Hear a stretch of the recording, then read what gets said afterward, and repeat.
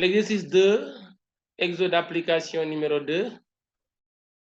Ici, on nous dit les équations paramétriques en SI d'un mobile M se déplaçant dans un plan muni d'un repère orthonormé OIJ sont. Voici les équations paramétriques. X égale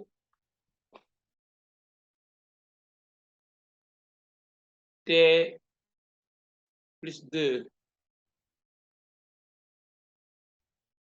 et Y égale moins 3T au carré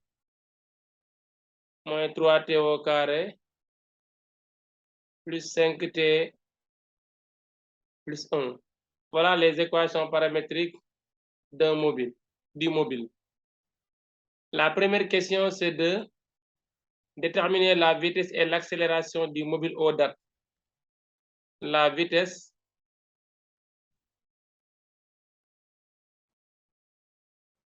et l'accélération du mobile.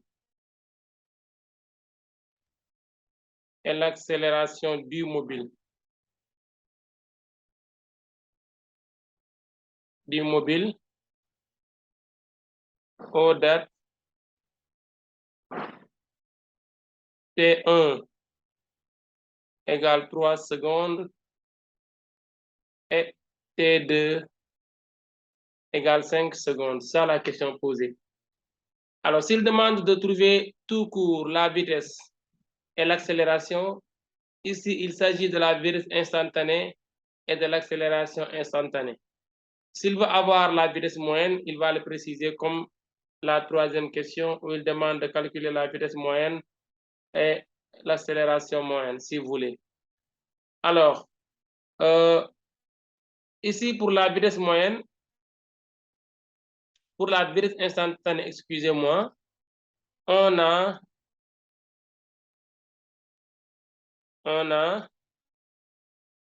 OM de coordonnées X égale, alors on peut le faire directement là en haut pour gagner du temps.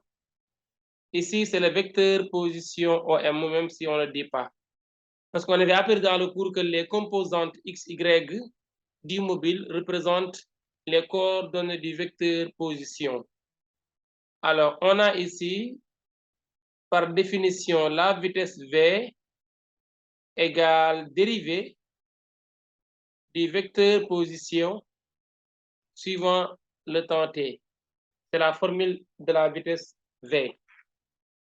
Alors, dérivée du vecteur position, cela veut dire quoi? Cela veut dire que V a pour composante V de X, c'est la dérivée de X par rapport à T. Et V de Y, c'est la dérivée de Y par rapport à T. On peut aussi noter ça, X point, l'autre on peut noter Y point. Je n'ai pas encore calculé, je ne fais que des notations. Vx, c'est la dérivée de X par rapport à T, c'est la notation de Vx. On peut dire X point.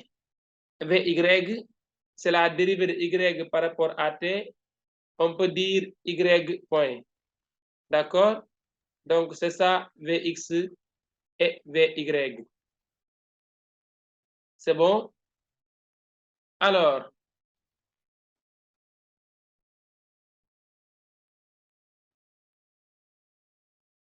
Vx point, c'est à vous de dériver. On regarde X, il est là, c'est T plus 2. Vous dérivez T plus 2 suivant T. Dérivée de T, c'est 1. Dérivée de 2, c'est égal à 0. Plus 0. Ensuite, vous dérivez moins 3T au carré plus 5T plus 1. Moins 3, c'est une constante multiplicative.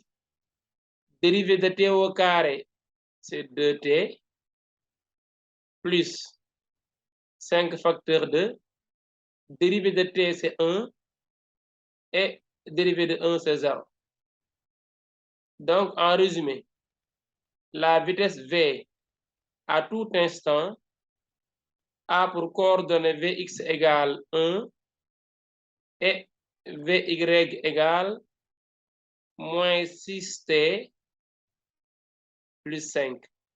Voilà les coordonnées de la vitesse v en fonction du temps. Maintenant, le texte, il nous dit de calculer la vitesse aux dates 3 et 5 secondes. Nous avons la vitesse à tout instant. On va essayer maintenant de voir pour chaque instant.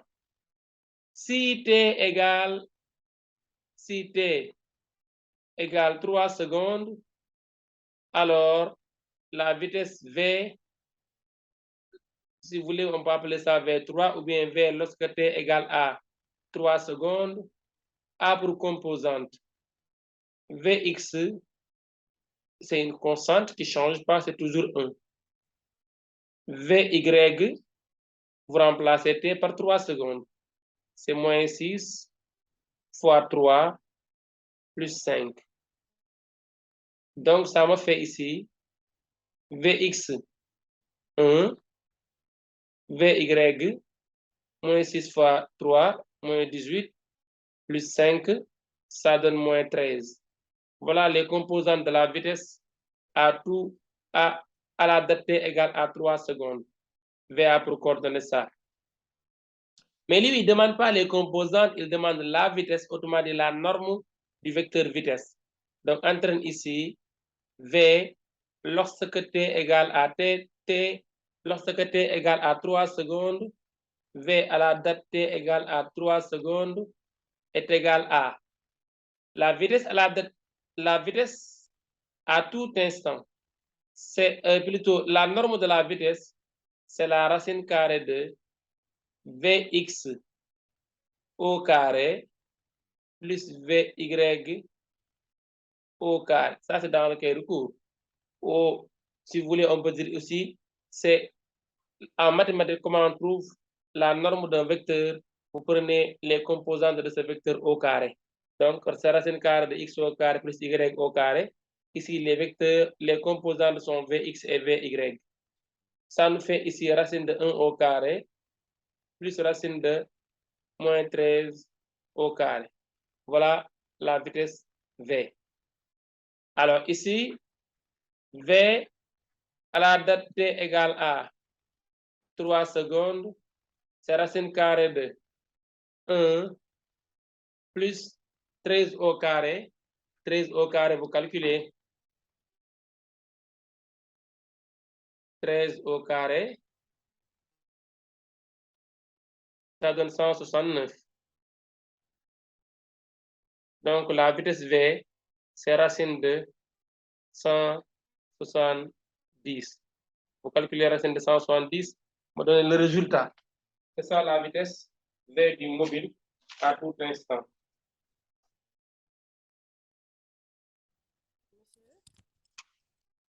Racine carrée de, attendez,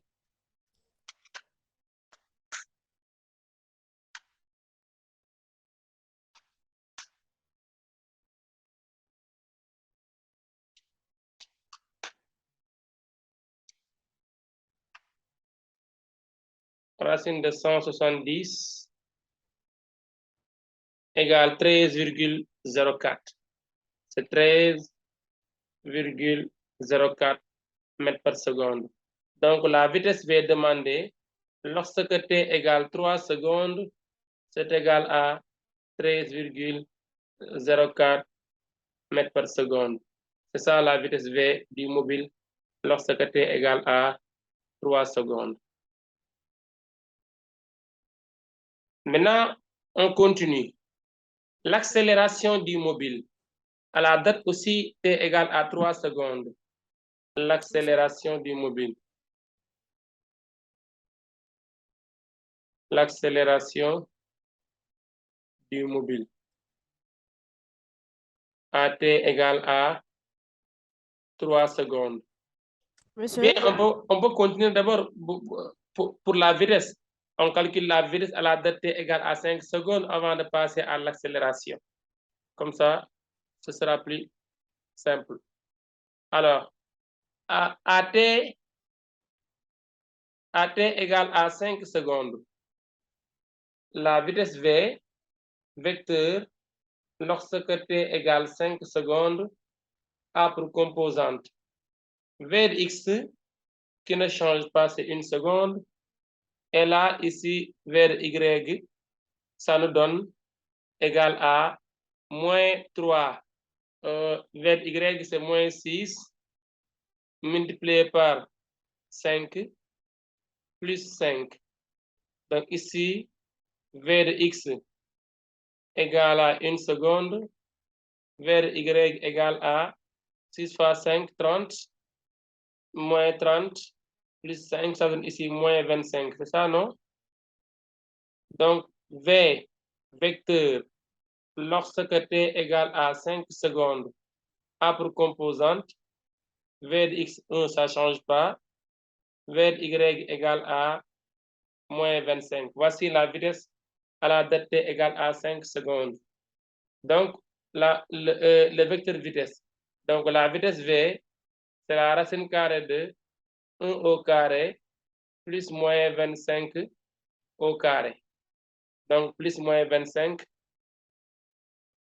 au carré. Voilà. Donc, racine carrée de 25 au carré, 25 au carré plus 1, ça donne racine de 626. Racine carrée de 626 égale 25,02. Donc, la vitesse, c'est 25,02 mètres par seconde. Voilà maintenant le résultat pour la vitesse à ces deux dates, t égale à 25, t égale à 5 et t égale à 3 secondes. L'accélération du mobile. L'accélération aux dates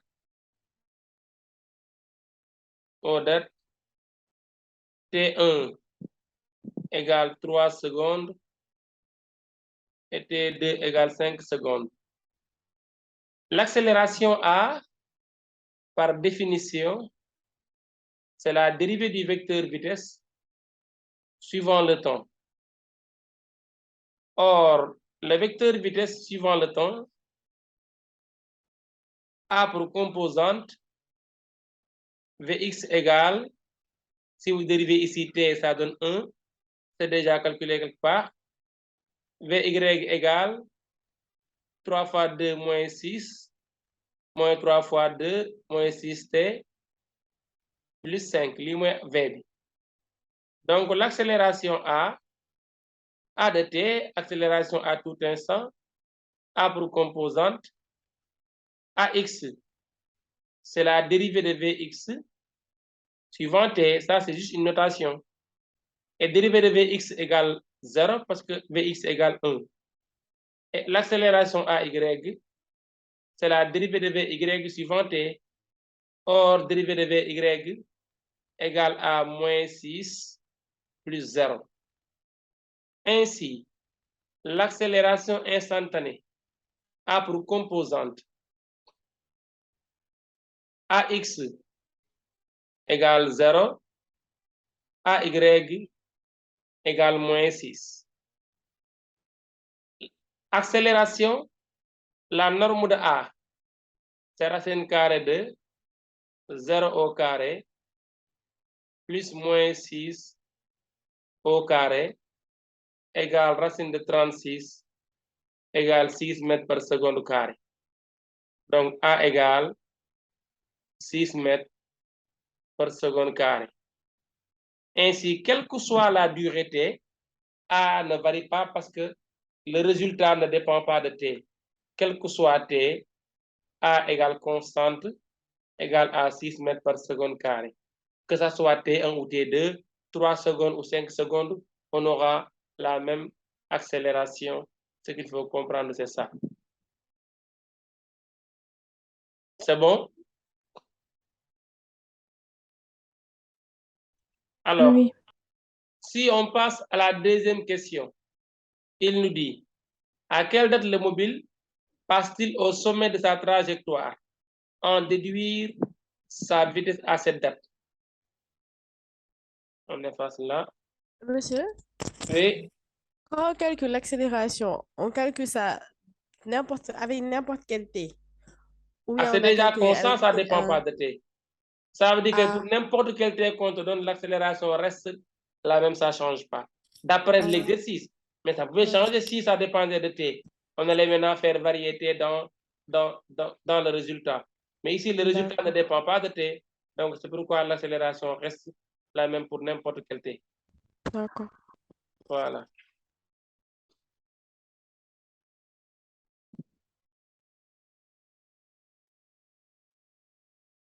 Alors, on nous dit ici, pour la deuxième question, à quelle date le mobile passe-t-il au sommet de sa trajectoire? Le mobile passe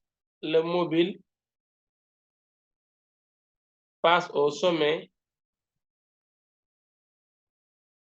passe au sommet de sa trajectoire, au sommet de sa trajectoire, si d de y sur d de t égale 0. Pourquoi cela? Parce qu'au sommet de la trajectoire, y est une constante, car au sommet, y devient constant. Y devient constant au sommet. Si tu atteins le sommet, tu ne peux plus continuer. Donc, tu restes là-bas ou bien tu descends. Mais c'est le sommet. Sinon, si tu continues, ce n'est plus le sommet. Il y a un autre point qui est le sommet.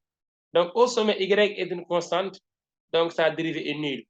Autrement dit, au sommet, on ne peut plus continuer. Donc, la vitesse, elle est nulle. Comme la vitesse est nulle, la vitesse sur l'axe des y est nulle. Donc, la dérivée de y qui représente la vitesse sur l'axe des y, c'est nul. C'est la même chose. Donc, tout le temps, si on parle de sommet, vous dérivez y, vous posez égal 0 et vous trouvez là-bas t. Dérivée de y suivant t, d de y sur d de t égale, y est là, c'est moins 6t plus 5. Au sommet, cette dérivée-là, elle est nulle. Donc, ça donne 0. Donc, ici, on aura moins 6t égale moins 5. Les moins se simplifient. Donc, t égale à 5 sur 6. Vous calculez, t égale à 5 sur 6. Allez-y, calculez, vous trouvez combien? 5 sur 6, ça nous fait 0,83. Donc, au sommet, t égale à 0,83 secondes. Le mobile arrive au sommet de sa trajectoire à la date t égale 0,83 secondes. Il dit en déduire sa vitesse au sommet, en déduire sa vitesse. La vitesse au sommet, c'est ça qu'il nous demande de calculer. La vitesse, déjà, on l'avait. On a V de t, A pour composante. Vx1, c'est une constante. Et Vy, c'était moins 6t plus 5. La vitesse V, lorsque t égale tst au sommet, qui est 0,83, A pour composante donc, Vx égale 1, Vy égale A, c'est là, on remplace t par 0,83. Donc, c'est moins 6 fois 0,83 plus 5. Donc, ici, Vx, ça me fait 1. Vy, vous calculez. 0,83 au lieu de 87.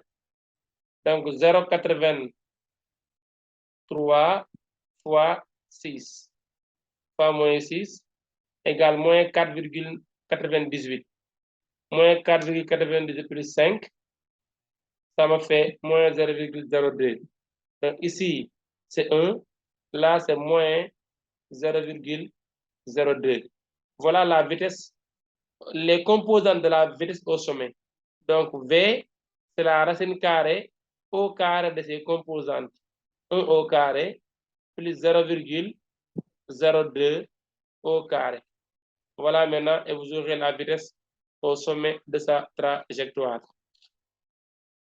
Ensuite, il dit, troisièmement, vous comprenez ça? Avant de passer? Oui. Voilà. Petit 3, il demande de calculer l'accélération moyenne du mobile et calculer l'accélération moyenne seulement, il ne demande pas la vitesse moyenne. Donc, on répond à la question posée, c'est l'accélération moyenne. Troisième et dernière question. Petit 3, c'est l'accélération moyenne. L'accélération moyenne entre T1, bon, il l'appelle ici T2, égale 2 secondes, et T3 égale 5 secondes. C'est les mêmes dates. On pouvait même appeler ça T1 et T2 seulement. Alors, je vous l'avais dit tout à l'heure, pour A moyenne, c'est delta de V sur delta de T. Voilà un cas pratique. Égale V2. Ici, il appelle ça 3 et 2. Donc, égale V3, vecteur V3, moins vecteur V2, sur T3, moins T2. C'est ça l'accélération moyenne. Avec ici, avec V3, c'est la vitesse V lorsque la date T égale T3 secondes. T3, c'est 5 secondes. Donc, c'est les composantes. Vx3, c'est 1, ça ne change pas. Vy3, vous remplacez, c'était moins 6t plus 5. Donc, tu auras moins 6 fois 5 plus 5. Donc, V3 a pour composante Vx3 égale 1, Vy3 égale 35 moins 5, moins 35, 6 fois 5, 30, moins 5, ça donne moins 25. Voilà V3. On a ça. On passe maintenant à la recherche de V2. V2, c'est la vitesse à la date T2. T2, c'est 2 secondes d'après le texte.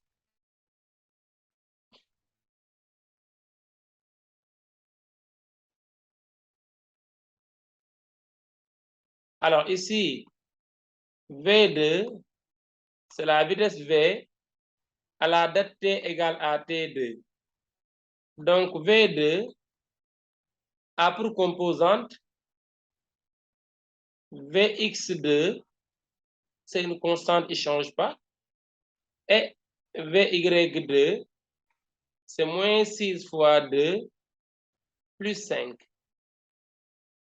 C'est moins 12 plus 5. C'est 3, non? Hein? C'est 3, non? T2, T2. Oh, T2, c'est 3, excuse-moi. T2, c'est 3. Donc, c'est moins 6 fois 3. Hein? C'est ça, plus 5. Donc, V2 a pour composante Vx2 égale 1.